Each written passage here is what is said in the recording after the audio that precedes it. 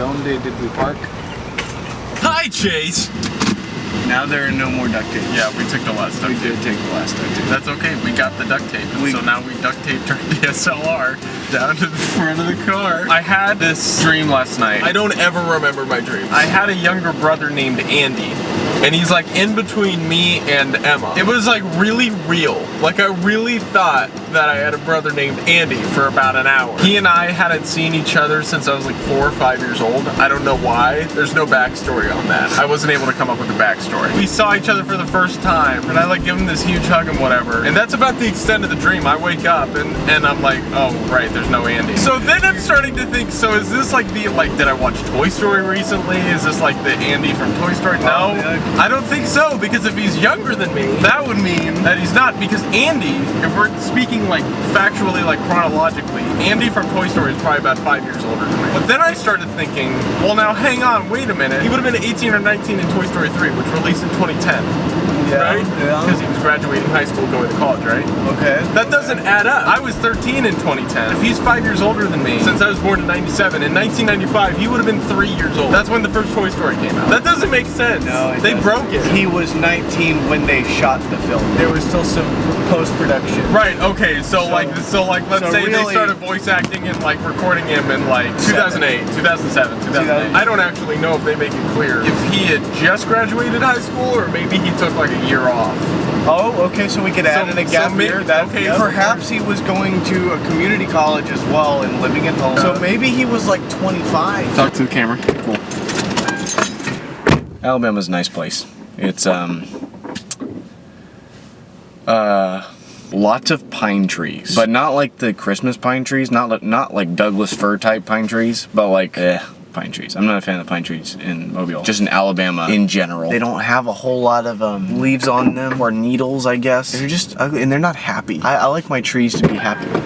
And so really quantum mechanics is quite easy. You know, last time I was at this exact pump, the little metal thing, you know, that like you can stick the little flap on so that it stays there. Yeah. It was gone. So I had to sit there the whole time. Why you always bring a toothpick.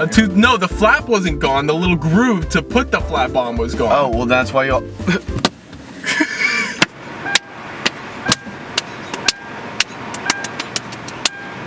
Why are we braking? He's just stopping and enjoying the view, you know? He doesn't see an opening.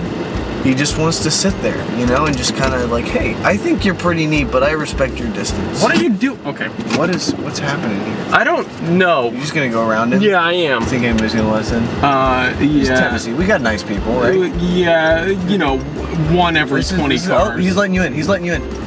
Thank you. Okay, so we got Starbucks. Chase, please explain your story. It's just funny because it seems like we have a lot of similarities, my family and his family. Both of our families have really jank cars. So I was in the car with him earlier today, driving to Chick-fil-A or something. I was like, hey, I like your service engine light because it was on. And he's like, yeah, it's always on. Anytime we have to take it in for emissions testing, we gotta unplug the battery and lay on the horn for 10 minutes to drain the battery so the electric system resets. So he literally lays on the horn. Like That's what he says. I was like, yeah, one day I'm gonna be super rich and I'm gonna buy a new car, but I'm gonna rewire the service engine light to a 9-volt battery so it's always on. It reminds me of my roots. On one of our cars, the driver's seat door doesn't respond to the locking and unlocking mechanism. What you have to do is you gotta unlock the car, check to see if it unlocked, because sometimes it does, sometimes it doesn't. If it doesn't, go around to the passenger seat side, dive over, unlock it with your hand, and then walk back around. So you can imagine the strange looks I get in some places. Also, my windows don't roll down on my... That's right, you have to open your door every time you want to talk to somebody, but stay in your car. I went to Sonic yesterday, and you have to open the door? I open the door, and I just leave it open so that they know that, you know, not to knock on the window, because then you have to be like, can you back up please so I can open the door? And then like at drive-thrus you gotta like pull over to the side, and then they're just like out there like holding the food out to you, and I'm just like, hold on, open the door, unbuckle, get out, walk over to the window. That reminds me when you were talking about the service engine thing. Christopher's car is like an old Saturn. It's a manual. Sam and I the other day were like, hey, we want you to teach us the basics of driving a stick. So Sam goes first. He does fine. Much faster learner than I am. Christopher's big thing was like, you don't want to like stall the engine. I did that quite a few times. Christopher's like, you just want to make sure you're not like hurting the engine, right? We finished the whole lesson. He leaves and he takes a picture about 5 minutes later. The service engine light had turned on. Is that a dominant 7 arpeggio? Minor 7 add 9. Excuse me.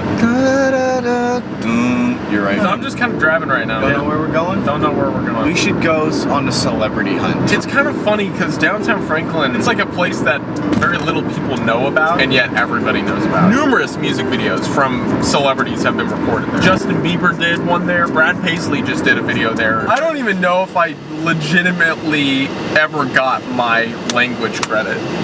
I'm not sure I ever did, dude. Don't put that in the video. It doesn't matter. I'm legally graduated now. What are they doing? I think they're making like hand signs. Look at that. There's this one person ahead of our car that's making weird hands gestures out of the sunroof. Do it, go, go. As soon as, if we stop again before then, I'll... And then the person behind them is making a whole bunch of hand gestures inside and outside of the window. I feel like So I'm starting to wonder if they're on the same radio and they're just jamming out to the same song. Is it the and river? they just check the river. Go to 107.5. Oh, I love jamming out to ads.